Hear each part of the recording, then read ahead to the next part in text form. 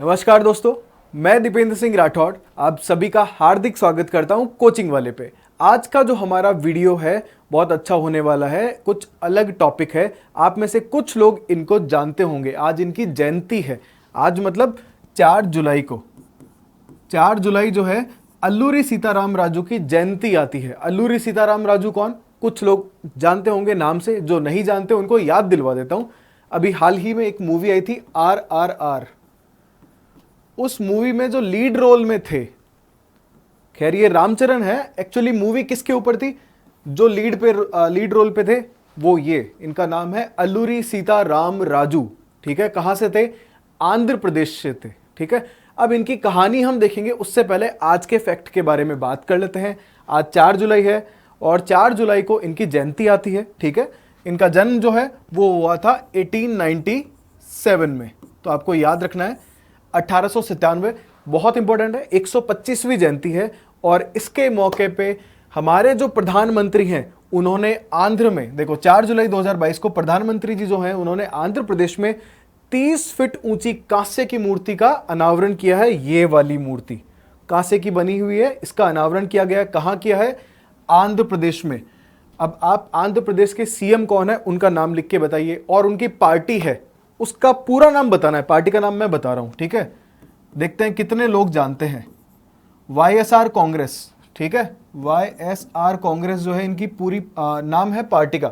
आपको बताना है पूरा नाम क्या है। मैंने अपने एक वीडियो में बताया, अगर आपने मेरा पिछला वीडियो देखा है राष्ट्रपति वाला, द्रौपदी मुर्मू और यशवंत सिन्हा की दावेदारी में से कौन स्ट्रांग लग रहा है, उसमें मैंने पूरा नाम बताया है। अगर देखते हैं कितने लोग देखते हैं आप में से मेरे वीडियोस। ओके, तो चलो, और एक और फैक्ट है इनसे जुड़ा हुआ। 1986 में इनका एक डाक टिकट भी जारी किया गया था। ओके, अब ये तो था आज इनके बारे में थोड़ा फैक्ट। अब बात करते हैं इनकी पास्ट स्टोरी के बारे में। ये कैसे फेमस हुए और इन्होंने क्या क्या किया, इंडियन फ्रीडम स्ट्रगल में इनका क्या रोल रहा। ठीक है, तो मूवी में आप सबने देखा था कि ये एक पुलिस ऑफिसर थे, हथियार इकट्ठा करना चाह रहे थे, इसलिए इन्होंने पुलिस ज्वाइन किया। बाद में ये लास्ट में काफ़ी लंबा रोल है। लास्ट में आप देखते हो कि खूब सारे हथियार लेके अपने गांव जाते हैं, गांव वाले वेट कर रहे होते हैं। एक्चुअली ऐसी कहानी नहीं है। डायरेक्टर जो मूवी बनाते हैं उसमें वो थोड़ा मसाला डालते हैं ताकि लोगों को पसंद आए। हालांकि राजमौली जी ने जो मूवी बनाई वो बहुत ही अच्छी बनाई है, हम सबको पता है। उन्होंने क्रांतिकारियों को बहुत अच्छे, मतलब कोई सोच नहीं सकता था कि क्रांतिकारी मूवीज़ भी इतनी अच्छी बन सकती है। उन्होंने बहुत अच्छे तरीके से बनाई है, कहीं कोई बुराई नहीं कर सकता मूवी की। तो हम बात करते हैं असली कहानी के बारे में। देखो भाई, आज का जो आंध्र प्रदेश है, आज के आंध्र प्रदेश में एक विशाखापत्तनम जो जिला है वहां पे एक जगह है, पांडरंग गांव का नाम है ये। यहां इनका जन्म हुआ था। किसका? अल्लूरी सीताराम राजू का 1897 में। 1897 में इनका जन्म हुआ था। फादर इनके फोटोग्राफर थे, ऐसा बोला जाता है। तो अलग अलग जगह पे इनका रहना होता था। तो शुरुआती जो इनके स्कूल है, स्कूलिंग 1906 से इन्होंने स्टार्ट करी। 1906 में जो शुरुआती स्कूल जो है वो गए भीमावरन करके एक जगह है, भीमावरन में। वहाँ उन्होंने हाई स्कूल ज्वाइन करी। मिशनरीज की स्कूल थी, है ना, क्रिश्चियन मिशनरीज होते हैं ना, उनकी स्कूल थी। तो शुरुआती स्कूलिंग वहीं से हुई। उसके बाद में मैंने बताया आपको, लाइक फादर अलग अलग जगह गए उनके, तो कुछ अलग अलग जगह पे इनका पालन पोषण हुआ और आगे की पढ़ाई भी हुई। धीरे धीरे थोड़े राष्ट्रवादी लोगों से मिलने लगे, जुलने लगे। तो मैं आपको शॉर्ट में बताने की कोशिश कर रहा हूँ ये पूरी कहानी। तो धीरे धीरे इनके अंदर राष्ट्रवाद का विकास हुआ, कांग्रेस से जुड़ने लगे। ऐसा बोला जाता है कि 1916 में, 1916 में, आप सबको पता होगा 1916 में लखनऊ अधिवेशन हुआ था। उस लखनऊ अधिवेशन में इन्होंने भाग लिया था। लखनऊ अधिवेशन क्यों फेमस है? लखनऊ अधिवेशन के अंदर जो कांग्रेस टूट गई थी दो भागों में, एक तरफ एक्सट्रीमिस्ट थे, एक तरफ हमारे जो मॉडरेट्स थे वो थे। इन दोनों का वापस से विलय जो है वो हो गया था 1916 में। ये एक हो गई थी कांग्रेस। कब? 1916 में। तो कहते हैं कि भाई 1916 का जो अधिवेशन था उसमें इन्होंने पार्ट लिया था और कांग्रेस के विचारों से काफी प्रेरित थे ये शुरुआती दिनों में।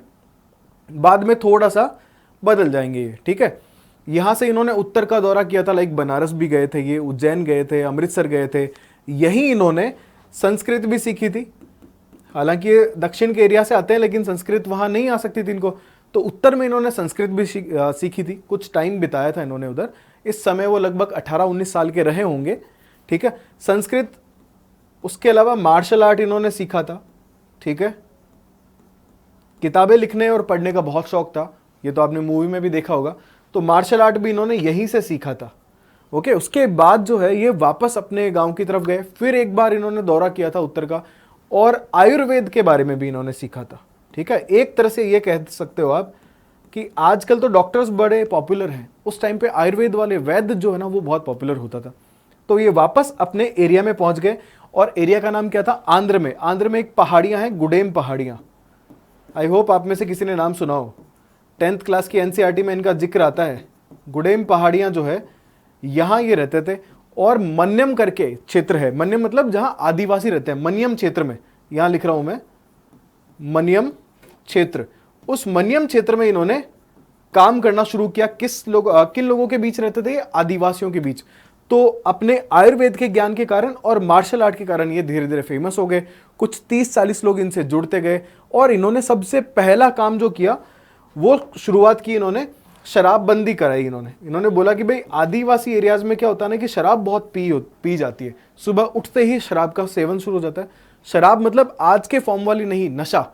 आपने सुना होगा ताड़ी के पेड़ में कट लगा दिया जाता है रात में, और पूरा रस जो है रात भर टपक टपक के इकट्ठा हो जाता है, और सुबह उठ के जो आदिवासी क्षेत्र के लोग होते हैं वो उसे कंज्यूम कर लेते हैं। तो इन्होंने शराब के अगेंस्ट में पूरा एक काम करना शुरू किया। धीरे धीरे लोगों से जुड़ते गए, और ये टोली जो है ये बड़ी होती गई। लगभग 40 लोग इनके साथ आ गए थे। इन लोगों को इन्होंने मार्शल आर्ट सिखाना शुरू किया, गुरिल्ला वॉरफेयर सिखाना शुरू की, जो छापामार युद्ध पद्धति होती है ना वो भी सिखाना इन्होंने शुरू किया। और देख रहे थे कि यार आदिवासी जो लोग हैं उनको ये अंग्रेज और ठेकेदार लोग बहुत परेशान करते हैं, जबरदस्ती इनसे खेती करवाते हैं। आदिवासी एरियाज के जो लोग थे, जबरदस्ती इनसे खेती करवाई जाती थी। कौन सी? वो फसलें जो उनको, अंग्रेजों को या ठेकेदारों को लाभ दे सके, उन फसलों की जबरदस्ती खेती करवाई जाती। महिलाओं के साथ यौन शोषण के कुछ मामले भी इन्होंने देखे थे। गुलामों की तरह ट्रीट किया जाता था आदिवासियों को। तो ग्रुप था, उन्हीं के साथ में इस ग्रुप को बड़ा करना शुरू किया, और छापे मारने शुरू किए, और एक मूवमेंट इन्होंने चलाया। वो मूवमेंट बहुत ज्यादा जरूरी है, हमारे एग्जाम्स में पूछा भी जाता है। मूवमेंट का नाम था रंपा विद्रोह। रंपा विद्रोह, इसी को बोल दिया जाता है मन्यम विद्रोह भी कह दिया जाता है। इसी को मन्यम विद्रोह भी कह दिया जाता है, क्योंकि मन्यम क्षेत्र में शुरू हुआ था, और मन्यम क्षेत्र का है गुडेम पहाड़ियों में, आंध्र प्रदेश की गुडेम पहाड़ियों में, ठीक है। तो रंपा विद्रोह इन्होंने शुरू किया 1922 में, 1922 में, और पहला हमला अपने आदमियों के साथ किया एक पुलिस स्टेशन पे। और ये अपनी खुद की डायरी में लिखते हैं कि हमने कुछ 5 बंदूकें, लगभग 350-400 कारतूस, और इतने हमारे वहां से हाथ लगे। इस तरह अलग अलग विवरण है इनकी डायरीज में। और यहां से ये थोड़ा फेमस होना शुरू हो गए, क्योंकि जितनी बार लड़ाइयां हुई, ये हर बार जीते हैं। अंग्रेजों को मुंह की खानी पड़ी, और पूरे गुडेम पहाड़ियों में सबसे बड़ा लीडर उस टाइम पे कोई हो गया था, लोकनायक कोई बन गया था, तो वो थे अल्लूरी सीताराम राजू। बहुत फेमस हो गए। देखते ही देखते लोगों का जो ग्रुप है इनको ज्वाइन करने लगा, और एक टाइम तक ये लगभग 400 लोगों के ग्रुप को लीड कर रहे थे। और वो लोग कौन थे? सारे के सारे योद्धा, जिनको इन्होंने सिखाया था मार्शल आर्ट के कई फॉर्म्स, गुरिल्ला वॉरफेयर, हथियार चलाना, बहुत कुछ ये सिखाते थे उनको, ठीक है। विद्रोह जो है वो 1922 से लेके 24 तक कंटिन्यू रहेगा। अंग्रेजी सरकार काफी परेशान हो गई, पकड़ने की बहुत कोशिश की, लेकिन नहीं पकड़ में आए।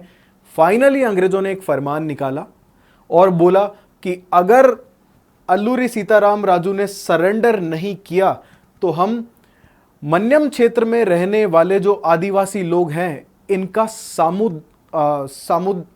सामूहिक नरसंहार करेंगे, सबको मारा जाएगा। और वहां पे शोषण की शुरुआत हुई, लोगों को मारा जाने लगा। और ये देख के सीताराम राजू जो हैं वो रोक नहीं पाए खुद को, और इन्होंने घोषणा की अंग्रेजों को कि भाई मैं सरेंडर करता हूं। फाइनली इनका सरेंडर हुआ, लेकिन गद्दारी दिखाई अंग्रेजों ने। जहां इनका सरेंडर हुआ था, एक पेड़ पे इनको बांध के वहीं पे इनको गोलियां मार दी गई बहुत सारी, और इस तरीके से इनका एंड होता है। तो ज्यादा इंपॉर्टेंट जो चीज थी वो थी रंपा विद्रोह, 1922 से लेके 1924 तक का। तो मूवी में दिखाया है कि अपने गांव पहुंचते हैं और वो सब लेकिन वो ठीक है, स्टोरी नरेट करिए बहुत अच्छी तरीके से उन्होंने, हमारे क्रांतिकारियों की वैल्यू ही बढ़ती है उससे लाइफ में। लेकिन ये जो मैंने आपको बताई है ये असली कहानी थी, ठीक है। इसके बाद बहुत सारे लोग जानते हैं इनको, साउथ में तो काफ़ी सारे लोग जानते हैं, यहाँ नहीं जानते। इसके बाद रंपा विद्रोह खत्म हो जाएगा और काफ़ी हद तक अंग्रेज वापस से उस एरिया को कैप्चर कर लेंगे, ठीक है जी। और ये उनकी फाइनल फोटो है डेथ के टाइम की, 1924 में इनकी डेथ हुई थी, ठीक है जी। और ये मूवी में जो रामचरण का आपने अवतार देखा है, राम जी की तरह दिख रहे हैं, ये वाला अवतार इन्होंने गुडेम पहाड़ियों में ही बनाया था। शुरुआत में ये ऐसे नहीं रहते थे, बाद में जब ये आदिवासियों के साथ रहने लगे, बाद में इन्होंने ये धारण किया था। और एक कहावत बहुत कुछ लोग कहते थे 1922 से लेके 24 तक, जब तक अंग्रेज इनको पकड़ नहीं पाए थे, पकड़ तो खैर कभी भी नहीं पाए थे, फाइनली इन्होंने सरेंडर किया था, ऐसा माना जाता था कि अल्लूरी सीताराम राजू जो हैं उनको कोई गोली छू भी नहीं सकती है। ये भगवान के ही रूप है, इस तरीके की बातें कि इनको गोलियां वगैरह नहीं मार सकती, क्योंकि कोई अंग्रेज इनको हरा ही नहीं पाया था, हर बार अंग्रेजों को मुंह की खानी पड़ी थी। तो कुछ इस तरीके के थे हमारे अल्लूरी सीताराम राजू। उनको मन्यम क्षेत्र में बहादुरी से लड़े, इसलिए आपको मन्यम वीरडू भी कहा हुआ मिल जाएगा। ये इनको तेलुगु में कहा जाता है, मन्यम वीरडू तेलुगु में कहा गया, ठीक है जी।